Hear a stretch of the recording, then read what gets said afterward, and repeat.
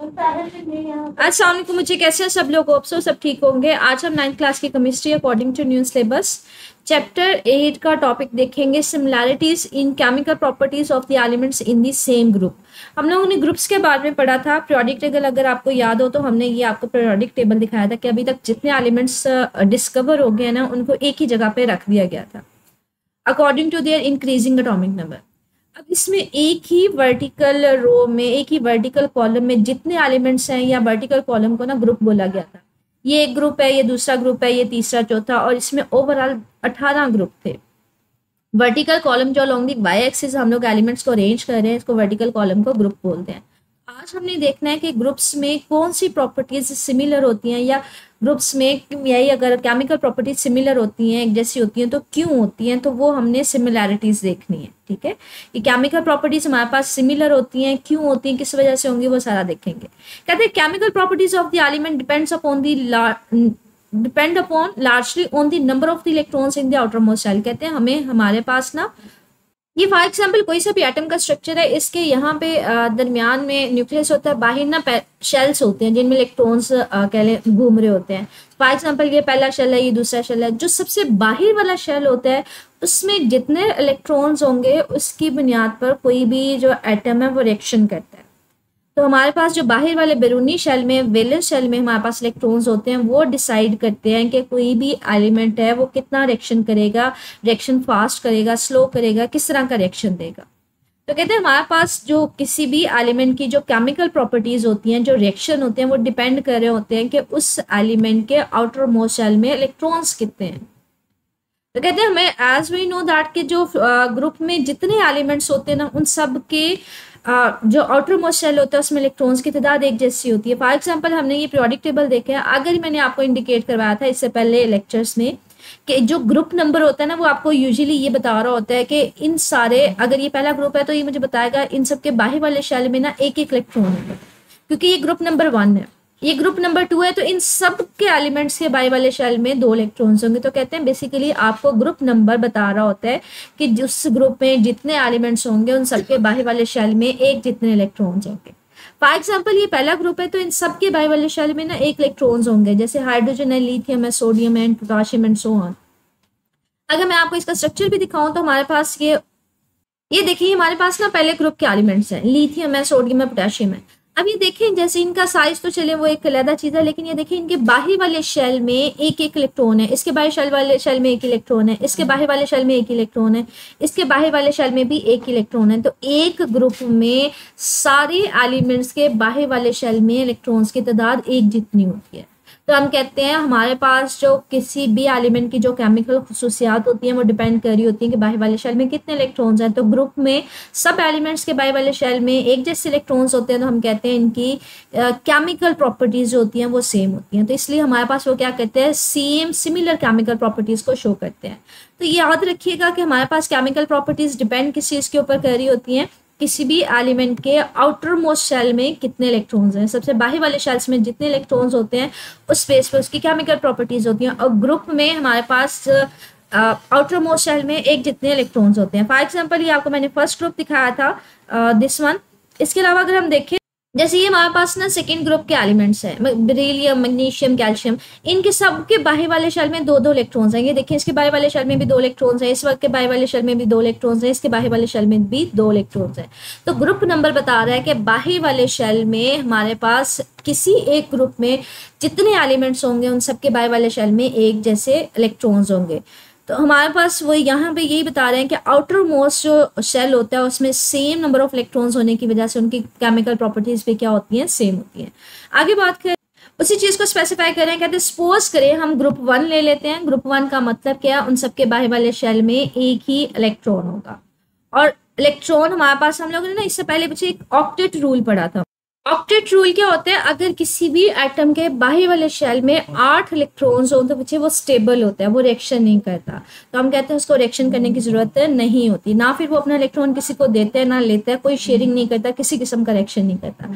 तो octet rule कहते हैं कि हमारे पास अगर किसी एटम के बाहर वाले शेल में 8 इलेक्ट्रॉन्स होते हैं तो वो स्टेबल होते हैं। अगर किसी के पास 8 इलेक्ट्रॉन नहीं है ना, तो वो क्या करेगा, फिर या तो किसी से इलेक्ट्रॉन ले रहा होगा, किसी तरह से उसने अपने बाहर वाले शेल में कितने इलेक्ट्रॉन्स पूरे करने होते हैं, 8 पूरे करने होते हैं।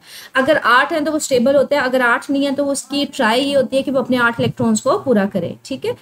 लेकिन यहाँ पे ये बात कर रहे हैं, कहते हैं जो पहले ग्रुप के एलिमेंट्स होते हैं ना, उनकी टेंडेंसी होती है कि वो अपना एक इलेक्ट्रॉन लॉस क्या क्यों करेंगे बच्चे। हम लोगों ने ना इसके बारे में पढ़ा था कि फर्स्ट ग्रुप के एलिमेंट्स में ना बाहर वाला जो शेल होता है उसमें एक इलेक्ट्रॉन होता है। अब ये देखिए लिथियम को छोड़ के अगले जो भी है ना हमारे पास, ये बाहर वाले शेल में एक इलेक्ट्रॉन है। अब अगर इसको अपने ऑक्टेट पूरा करना है तो उसको 7 इलेक्ट्रॉन मजीद चाहिए। लेकिन ये देखिए इससे नीचे वाला शेल तो 8 पूरे नहीं है, तो ये क्या करता है, ये इसके पास नीचे वाले शेल में 8 पूरे होते हैं, तो ये कहता है यहाँ पे मेरे पास एक है, बजाय इसके कि मैं 7 मजीद इलेक्ट्रॉन्स लूँ, वो अपना ये वाला इलेक्ट्रॉन रिलीज कर देता है, इसको निकाल देता है, इसको निकाल देगा। इसी तरह से अगर पोटाशियम को देखें, मुझे इसके बाहर वाले शेल में भी कितने इलेक्ट्रॉन है, एक इलेक्ट्रॉन है, लेकिन उससे नीचे वाले शेल उसका ऑक्टेट पूरा है। तो अगर इसको ये वाला शेल पूरा करना है, इसको मजीद 7 और इलेक्ट्रॉन चाहिए, तो वो क्या कहते हैं कि मुझे 7 लेने की बजाय मैं इसको खत्म कर देता हूँ, इसको निकाल देता हूँ, फिर उसके बाद सिर्फ ये वाला शेल रह जाएगा जिसमें तो ऑक्टेट पूरा होगा, उसके 8 इलेक्ट्रॉन्स पूरे होंगे। तो हम कहते हैं जो हमारे पास पहले ग्रुप के एलिमेंट्स होते हैं उनके पास जो कह लें कि एक इलेक्ट्रॉन होता है बाय वाले शेल में, तो वो इजीली एक अपना इलेक्ट्रॉन दे देते हैं। और अगर कोई सा भी एटम अपना इलेक्ट्रॉन दे दे तो उसके ऊपर प्लस चार्ज आ जाता है, उसको केटाइन बोलते हैं, ठीक है। केटाइन किसको बोलते हैं, अगर कोई एटम अपना इलेक्ट्रॉन लूज करते हैं तो उसके ऊपर प्लस चार्ज आ जाता है, उसको केटाइन बोलते हैं। कहते हैं इसी तरह से अगर हम बात करें इसके, कोई सा भी एटम स्टेबल कब होता है, जब उसके पास 8 इलेक्ट्रॉन होते हैं, या फिर थोड़ा सा स्टेबल होता है जब उसके पास 2 इलेक्ट्रॉन्स हों। तो बच्चे यहाँ पे ये क्या कह रहा होता है, इससे नीचे वाले शेल में 2 इलेक्ट्रॉन्स होते हैं, तो इसको ना हम लोग डुप्लेट रूल भी बोलते हैं कि थोड़ा सा स्टेबल कब होता है, जब 2 इलेक्ट्रॉन्स हो, या स्टेबल कब होता है जब 8 इलेक्ट्रॉन हो। तो इससे नीचे वाले शेल में तो 2 इलेक्ट्रॉन्स थे, तो लिथियम क्या करता है, ये अपना एक इलेक्ट्रॉन रिलीज कर देता है ताकि एटलीस्ट इसका डुप्लेट तो पूरा हो, ठीक है। तो यहाँ पे ऑक्टेट है, बाकी सब में ऑक्टेट वाला फॉलो होता है कि यहाँ पे बाहर वाले शेल में एक इलेक्ट्रॉन होता है, वो उसको निकाल देते हैं, लेकिन उससे नीचे वाले शेल में 8 इलेक्ट्रॉन्स होते हैं, तो ये शेल खत्म हो जाएगा, ये ऑक्टेट उसका पूरा होगा। यहाँ पे भी ये कि ये अपना इलेक्ट्रॉन रिलीज कर देगा, तो हम कहते हैं वो अपना एक इलेक्ट्रॉन रिलीज कर देते हैं और केटाइंस बना देते हैं। केटाइंस बच्चे बोलते हैं कि अगर इलेक्ट्रॉन कोई एटम निकाल देता है ना तो उसके ऊपर प्लस चार्ज आ जाता है, तो हम कहते हैं केटाइंस है। और अगर कोई इलेक्ट्रॉन दे देता है तो उसके ऊपर प्लस चार्ज आ जाता है, इसलिए उसको इलेक्ट्रोपॉजिटिव भी बोलते हैं कि इलेक्ट्रॉन रिमूव करने की वजह से उसके ऊपर चार्ज कौन सा आ गया, इलेक्ट्रोपॉजिटिव। कहते हैं इसके अलावा ये जो मेटल्स है ना, पहले ग्रुप की सारी पहले ग्रुप मैंने दिखाया था, ये वाली जो थी हाइड्रोजन को छोड़ के ये गैस होती है, इसके अलावा सारी मेटल्स होती हैं पहले ग्रुप में, lithium, sodium, potassium and so on. कहते हैं सारी की सारी मेटल्स जो हैं ये जब रिएक्शन करती हैं वाटर के साथ तो बड़ा विगोरियस रिएक्शन करती हैं, मतलब बड़ा धमाकेदार करती हैं।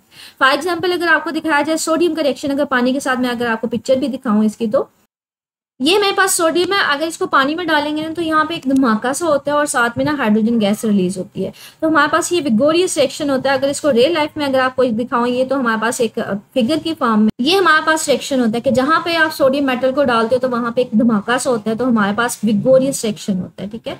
तो कहते हैं वो बड़ा एक विगोरियस रिएक्शन होगा जब भी अल्कली मेटल्स का पानी के साथ रिएक्शन करवाते हैं। तो आपके पास सोडियम मेटल है, मेटल को आप पानी के साथ रिएक्शन करवाते हैं तो आपको एक तो अल्कली देगी, बेस बना के देगी NaOH, सोडियम हाइड्रोक्साइड, और साथ में हाइड्रोजन गैस रिलीज होगी। कहते हैं इसी तरह से अगर देखा जाए इन्हीं मेटल्स की अगर ऑक्साइड्स की बात करें तो वो भी हमारे पास बेसिक ही होती है, क्योंकि जब उनको पानी में डालते हैं तो वो भी आपको हाइड्रोक्साइड ही बना के देते हैं। अच्छा, ये हमने ना स्टार्टिंग में जब डिफरेंट कंसेप्ट्स पढ़े थे डिफरेंट साइंसदानों के एसिड और बेसिस के बारे में, तो उसमें एक कंसेप्ट ये भी था आर्हीनियस का कि अगर कोई आपको हाइड्रोक्सिल ग्रुप बना के दे दे तो उसको भी हम बेस बोलते हैं।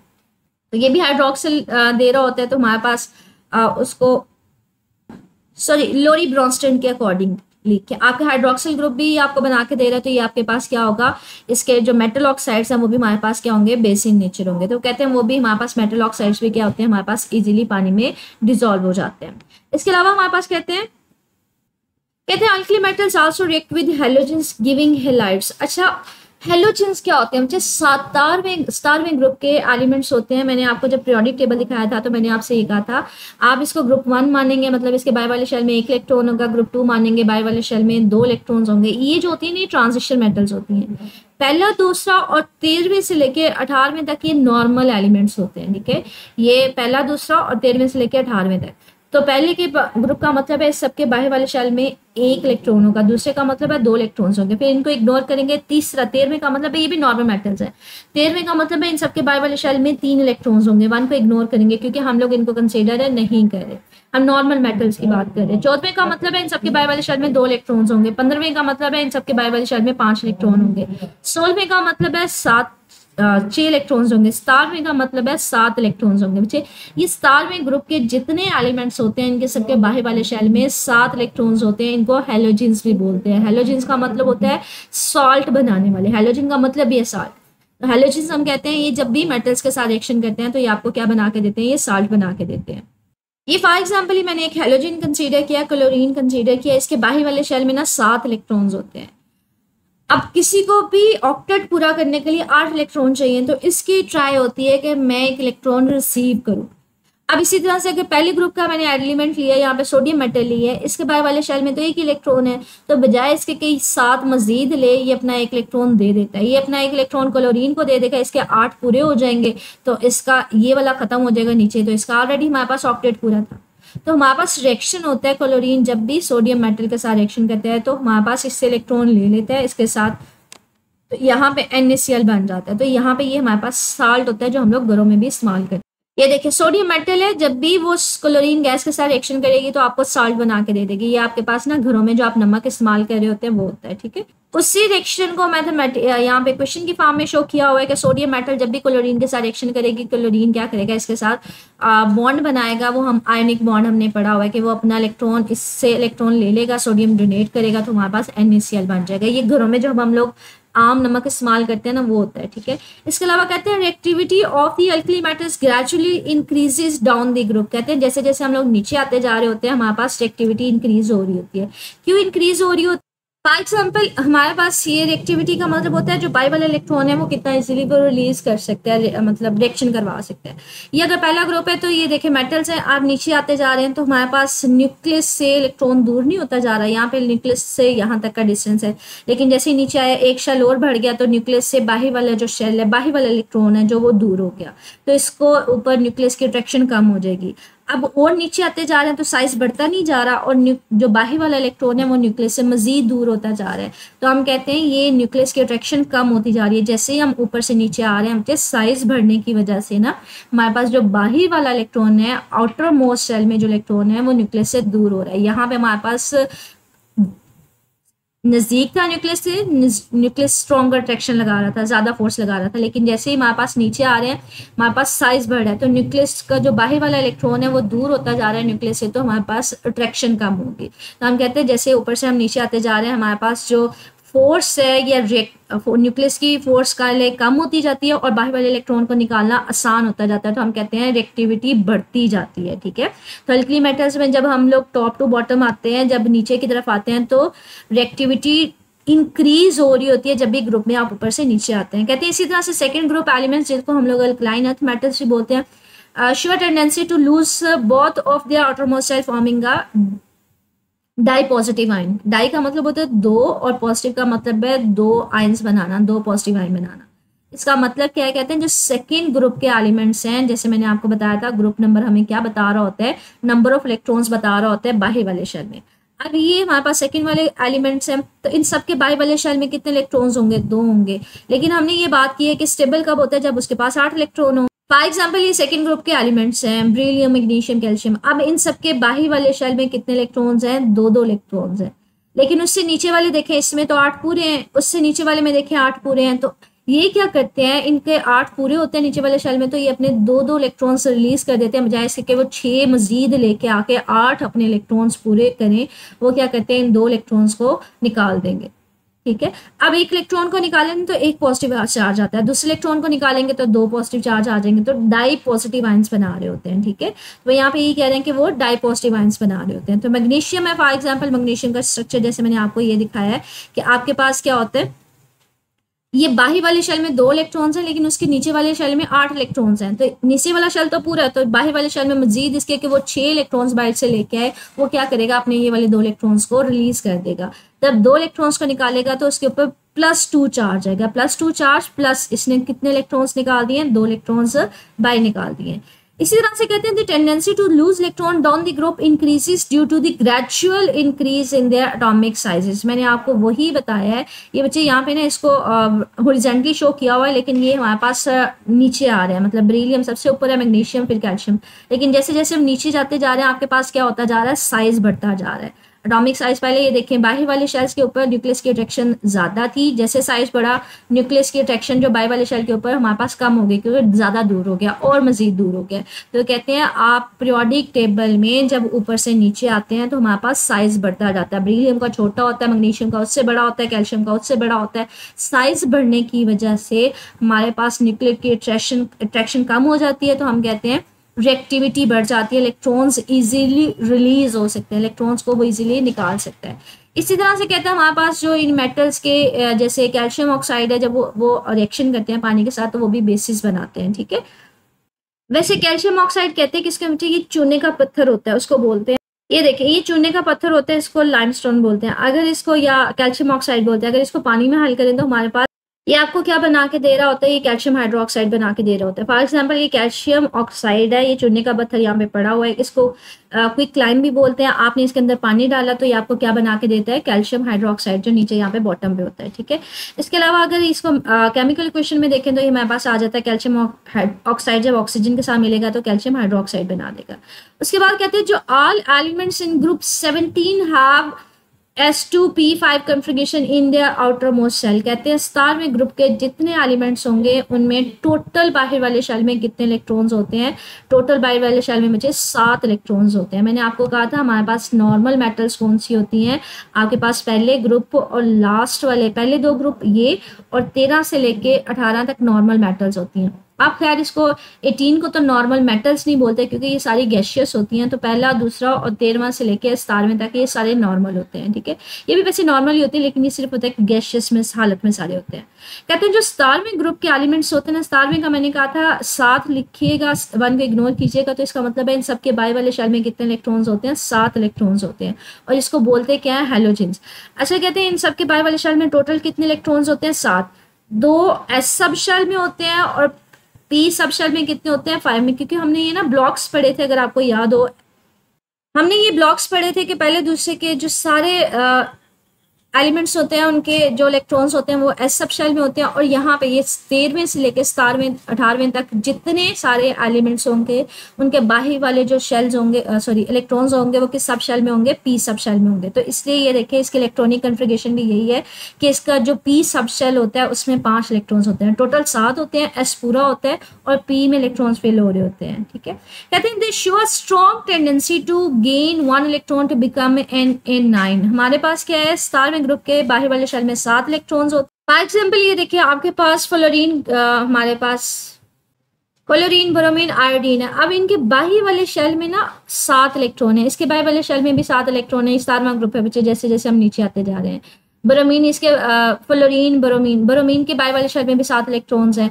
आयोडीन के बाहर वाले शेल में भी 7 इलेक्ट्रॉन है। बाहर वाले शेल की बात हो रही है, और हमने ये बात पढ़ी है कि किसी भी एटम को स्टेबल होने के लिए कितने इलेक्ट्रॉन्स चाहिए होते हैं, 8 इलेक्ट्रॉन्स चाहिए होते हैं। तो इनके पास तो ऑलरेडी 7 हैं, तो ये क्या करते हैं, ये 1 इलेक्ट्रॉन ले लेते हैं, और अगर कोई सा भी एटम इलेक्ट्रॉन लेता है तो बच्चे वो नेगेटिव आयन बन जाता है, और वो हमारे पास क्या बनाता है, एनाइन।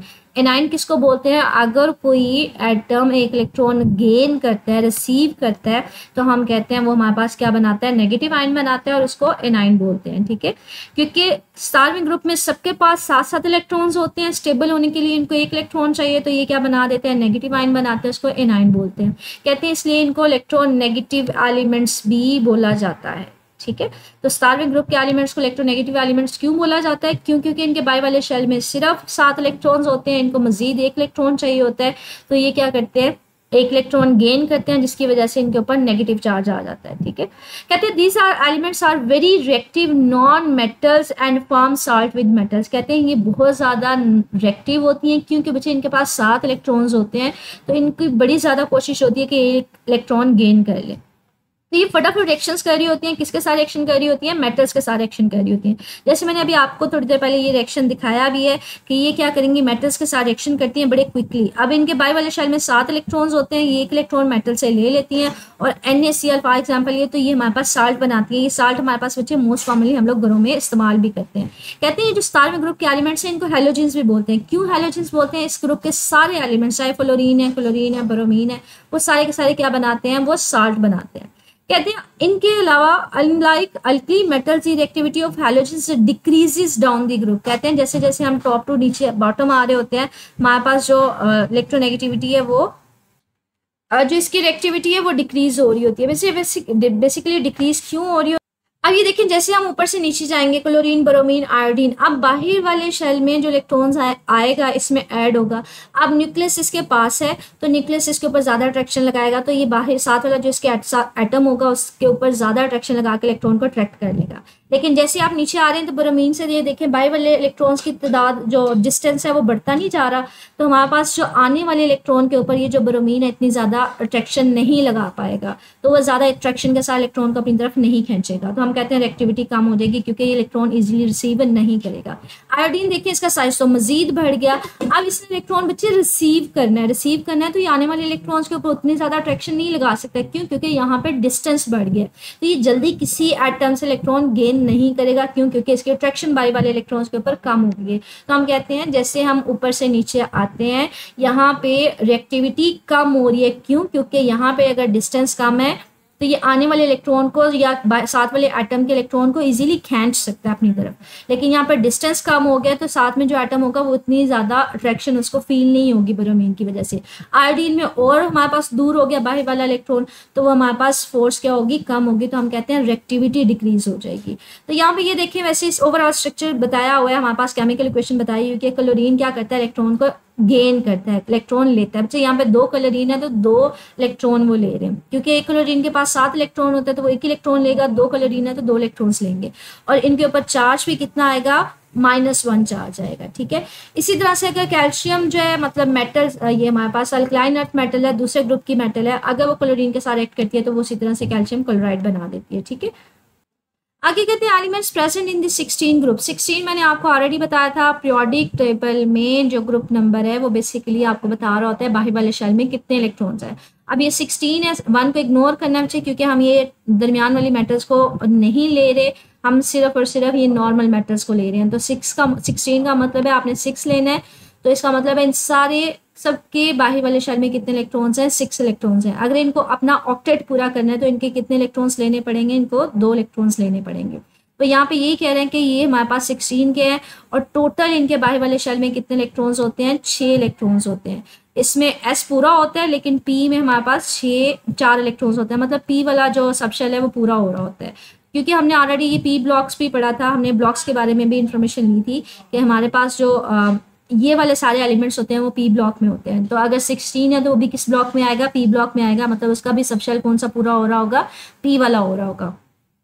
सो दे हैव, इन सब के बाहर वाले शेल में कितने ओवरऑल टोटल इलेक्ट्रॉन्स हैं, 6 इलेक्ट्रॉन्स। तो इनको कितने 2 इलेक्ट्रॉन्स मजीद चाहिए, इनको 2 इलेक्ट्रॉन्स मजीद चाहिए, इसलिए ये डाई नेगेटिव आयन बनाते हैं। डाई नेगेटिव आयन का मतलब है 2 इलेक्ट्रॉन्स लेंगे तो 2 नेगेटिव आयन, 2 अपेयर हो जाएंगे negative ion. For example oxygen जो है वो 16वें ग्रुप का एलिमेंट है, ऑक्सीजन है हमारे पास, ये क्या करेगी, इसके बाहर वाले शेल में 6 इलेक्ट्रॉन्स होते हैं तो ये 2 इलेक्ट्रॉन्स एक्सेप्ट करेगा, तो इसलिए इसके ऊपर क्या नेगेटिव चार्ज आएगा, 2 माइनस आएगा, -2 आएगा।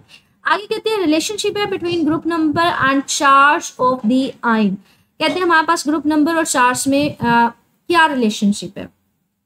अच्छा, हमने ना यहाँ पे पीरियोडिक टेबल में एक बात की थी कि आपके पास जो ग्रुप नंबर होता है वो बेसिकली बता रहा होता है कि उसके बाहर वाले शेल में कितना नंबर ऑफ इलेक्ट्रॉन्स है। आपने ये दरमियान वाले एलिमेंट्स को इग्नोर करना है, सिर्फ नॉर्मल मेटल्स की बात कर रही हूँ। पहला ग्रुप, दूसरा ग्रुप 13वें से लेकर 17वें तक। ठीक है, अब मैंने कहा किसी भी एटम को स्टेबल होने के लिए कितने इलेक्ट्रॉन्स चाहिए, 8 इलेक्ट्रॉन्स चाहिए। इसके बाहर वाले शेल में 1 इलेक्ट्रॉन होता है तो ये क्या करता है, 1 इलेक्ट्रॉन दे देता है, क्योंकि ये 7 लेना पसंद नहीं करता या मुश्किल हो जाता है 7 इलेक्ट्रॉन्स लेना, तो अपना 1 इलेक्ट्रॉन रिलीज कर देगा।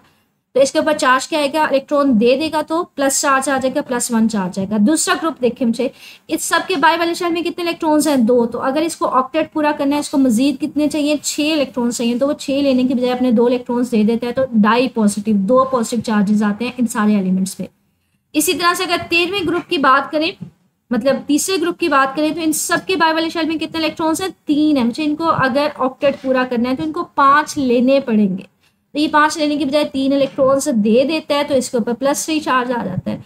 इसी तरह से अगर राइट साइड पे देखें, फ्लोरीन, हैलोजन, सारे के सारे देखें, इन सबके पास बाहरी वाले शेल में कितने इलेक्ट्रॉन्स होते हैं, 7 इलेक्ट्रॉन्स होते हैं। तो ये क्या करेंगे, 1 इलेक्ट्रॉन बाहर से ले लेंगे। क्यों, क्योंकि 7 इलेक्ट्रॉन्स हैं ऑलरेडी, तो 1 इलेक्ट्रॉन लेंगे तो 8 पूरे नहीं हो जाएंगे। तो जब इलेक्ट्रॉन लेंगे तो इनके ऊपर कौन सा चार्ज आ जाएगा, माइनस चार्ज आएगा, -1 चार्ज आएगा। अगर सोल्विंग के देखें, इनके पास तो 6 ऑलरेडी इलेक्ट्रॉन्स हैं, इनको ऑक्टेट पूरा करने के लिए 2 इलेक्ट्रॉन्स चाहिए। तो ये क्या करेंगे, 2 इलेक्ट्रॉन्स लेंगे, इसलिए इनके ऊपर डाई नेगेटिव चार्ज आएगा। तो कहते हैं चार्ज नंबर बेसिकली आपको क्या बता रहा होता है, आप ग्रुप नंबर आपको बेसिकली चार्ज बता रहा होता है। तो वो यहाँ पे यही बात करें, हम लेफ्ट टू राइट मूव करते हैं कि पीरियोडिक टेबल में आप मूव करें लेफ्ट टू राइट, यहाँ से इस तरफ जाएं, ठीक है। तो हमारे पास जो इस साइड वाले होंगे ये क्या बनाएंगे, जो हमारे पास लेफ्ट साइड वाली चीज़ें होंगी, हमारे पास एलिमेंट्स होंगे वो इलेक्ट्रोपॉजिटिव होंगे, और राइट साइड वाले इलेक्ट्रोनेगेटिव। मतलब ये इलेक्ट्रॉन रिलीज कर देंगे, इनके पास बाई वाले शेल में 1, 2 इलेक्ट्रॉन्स होते हैं, ये 3। लेकिन यहाँ पे वो इलेक्ट्रॉन गेन कर रहे होते हैं, तो ये इलेक्ट्रॉन नेगेटिव होते हैं। तो वो यहाँ पे ये बात करें कि अगर आप लेफ्ट टू राइट जाएं, the main group element tend to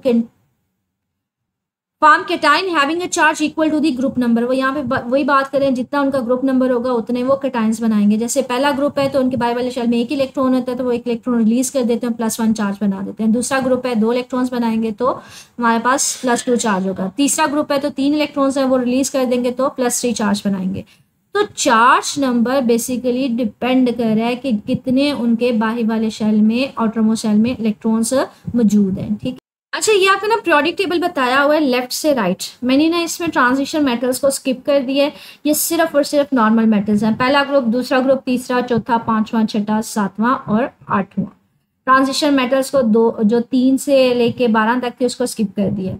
अब कहते हैं जो पहला, दूसरा, तीसरा, अब ये देखें इसके बाहर वाले शेल में 1 इलेक्ट्रॉन है, तो ये इलेक्ट्रॉन रिलीज कर देगा, ये पहला ग्रुप है, ठीक है।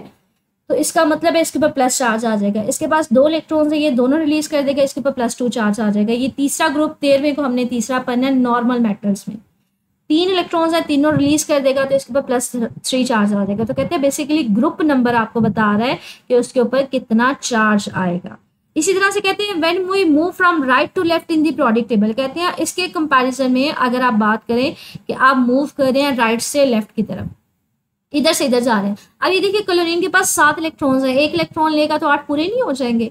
तो हम कहते हैं कि वो इलेक्ट्रॉन नेगेटिव होगा, 1 इलेक्ट्रॉन लेगा तो 1 नेगेटिव चार्ज आएगा। इसके ऊपर हमारे पास 2 इलेक्ट्रॉन लेगा, क्योंकि 6 ऑलरेडी हैं, तो 2 इलेक्ट्रोनेगेटिव चार्ज आ जाएंगे। तो यहाँ पे यही बात करें कि हम अगर राइट से लेफ्ट पे जाएं तो एनाइंस बन रहे होते हैं, मतलब इलेक्ट्रॉन लेने की वजह से उनके ऊपर नेगेटिव चार्ज आ रहा होता है। और अगर हम बात करें कि हमारे पास जो नोबल गैसेस होती हैं, जो लास्ट वाला ग्रुप होता है बच्चे, उनके तो हमारे पास ये देखिए ना, नोबल गैसेस हमने कहा था जो 18वें ग्रुप के एलिमेंट्स होते हैं, हीलियम, नियॉन, आर्गन, इन सब के बाई वाली शेल में 8 इलेक्ट्रॉन्स पूरे होते हैं, तो ये तो रिएक्शन नहीं करती, ठीक है, क्योंकि इनको किसी किस्म का इलेक्ट्रॉन देने या लेने की जरूरत नहीं पड़ती। अब यहाँ से यहाँ पे जाते हैं तो हमारे पास फ्लोरीन 1 इलेक्ट्रॉन लेगा, 1 नेगेटिव चार्ज आ जाएगा, ऑक्सीजन 2 लेगा तो 2 नेगेटिव चार्ज आ जाएंगे। तो वो यहाँ पे इसी चीज़ को एक्सप्लेन कर रहा है। जो 17वें ग्रुप के एलिमेंट्स हैं वो इलेक्ट्रोनेगेटिव होते हैं, वो 1 इलेक्ट्रॉन लेते हैं, तो वो आइंस क्या करेंगे, नेगेटिव आइंस बनेंगे और उसको एनाइंस बोलेंगे। इसी तरह 16वें ग्रुप के एलिमेंट्स हैं, उनके पास 2 उन्होंने इलेक्ट्रॉन लेने होते हैं, तो उसके ऊपर 2 नेगेटिव चार्ज आ जाता है, ठीक है। तो हमारे पास बेसिकली आपके पास जो नंबर ऑफ कह लें चार्जेस है वो डिपेंड कर रहा होता है कि कोई सा भी एटम कितने इलेक्ट्रॉन्स गेन करेगा। मैं यहाँ पे नेगेटिव आयन की बात कर रही हूँ। अगर कोई एटम जो है वो 1 इलेक्ट्रॉन लेता है तो उसके ऊपर 1 नेगेटिव चार्ज आ जाएगा। अगर 2 इलेक्ट्रॉन होगा तो 2 नेगेटिव चार्ज आ जाएंगे। वो डिपेंड करेगा कितने इलेक्ट्रॉन लेगा, वो उसका डिपेंड करेगा उसको ऑक्टेट पूरा करने के लिए कितने इलेक्ट्रॉन चाहिए।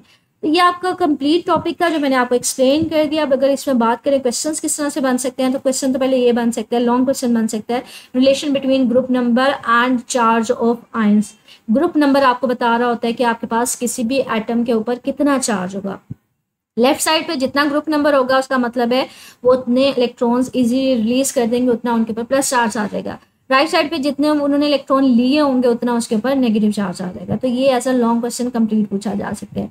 अगर इस वाले टॉपिक में पूछे तो ये हमारे पास सिमिलैरिटीज होती हैं। पहला इसमें शॉर्ट क्वेश्चन अगर बात करें तो इसमें शॉर्ट क्वेश्चन बन सकता है कि ग्रुप में एलिमेंट्स की केमिकल प्रॉपर्टीज सेम क्यों होती हैं। तो पहले तो आप ये बताएंगे कि जो केमिकल प्रॉपर्टीज होती हैं वो डिपेंड कर रही होती है कि आउटर मोस्ट शेल में कितने इलेक्ट्रॉन्स होते हैं, और ग्रुप में सब एलिमेंट्स के जो बाहर वाले शेल में इलेक्ट्रॉन्स की तादाद एक जैसी होती है, इसलिए उनकी प्रॉपर्टीज सेम होती हैं। इसके अलावा हमारे पास क्या है कि जो अगर बात करें नेक्स्ट क्वेश्चन की कि जो फर्स्ट ग्रुप के एलिमेंट्स हैं वो केटाइंस क्यों बनाते हैं, या इलेक्ट्रोपॉजिटिव मेटल्स उनको क्यों कहा जाता है, ये अलग से शॉर्ट क्वेश्चन बन सकता है। क्योंकि उनके पास एक इलेक्ट्रॉन होता है, वो उसको इजीली रिलीज कर देते हैं, तो वो केटाइंस बना देते हैं। इसी तरह से आपसे अगर ये क्वेश्चन पूछ लिया जाए कि हमारे पास जो कह लें कि हेलोजन होते हैं, जो स्टारविंग ग्रुप के एलिमेंट्स होते हैं, वो एनाइंस क्यों बनाते हैं या उनको इलेक्ट्रोनेगेटिव एलिमेंट्स क्यों कहा जाता है, तो उसमें ये आपके पास आ जाएगा। इसके अलावा शॉर्ट क्वेश्चन ये आपके पास बन सकता है कि अगर हम बात करें कि जैसे जैसे आप अल्कली मेटल्स में पहले ग्रुप के एलिमेंट्स में जैसे आप ऊपर से नीचे आते हैं अलोंग द ग्रुप, तो हमारे पास जो वो क्यों ज़्यादा रिएक्टिव होना शुरू हो जाते हैं, क्योंकि उनका एटॉमिक साइज बढ़ना शुरू हो जाता है। ठीक है, तो इसमें आप चाहे इसको अल्कली मेटल्स के लिए कर लें या फिर इसको अल्कलाइन अर्थ मेटल्स के लिए कर लें, पहले ग्रुप के लिए कर लें या दूसरे ग्रुप के लिए, कि ग्रुप में जैसे जैसे ऊपर से नीचे आते हैं हमारे पास रिएक्टिविटी क्यों बढ़ती है, क्योंकि एटॉमिक साइज बढ़ना शुरू हो जाता है। तो ये इसके अंदर से छोटे छोटे शॉर्ट क्वेश्चन बन रहे हैं। इसके अलावा एमसीक्यूज बन सकते हैं कि हमारे पास फॉर एग्जांपल दूसरे ग्रुप के एलिमेंट्स के ऊपर कितना चार्ज होगा, +2 चार्ज होगा, पहले ग्रुप के एलिमेंट्स के ऊपर कितना चार्ज होगा, +1 चार्ज होगा, हेलोजेंस के ऊपर क्या चार्ज होता है, -1 चार्ज होता है, क्योंकि वो एक इलेक्ट्रॉन ले रहे होते हैं। ओवरऑल ये लॉन्ग क्वेश्चन आपके पास बन सकता है, सिमिलैरिटीज आप बताएंगे सेम ग्रुप में। ठीक है, तो ये आपके पास इसमें नंबर ऑफ शॉर्ट क्वेश्चन भी बन रहे थे जो हमने देखे। इससे रिलेटेड कुछ एक्सरसाइज में आज सच कह लें कि एग्जैक्टली स्टेटमेंट वाला कोई क्वेश्चन नहीं है। तो इस टॉपिक के अंदर से जो क्वेश्चंस बन रहे थे लॉन्ग क्वेश्चन में ये 2 बन सकते हैं ओवरऑल हमारे पास। स्टिल मुझे कुछ पूछना हो तो कमेंट सेक्शन में पूछ लीजिएगा। ओके, अल्लाह हाफिज़।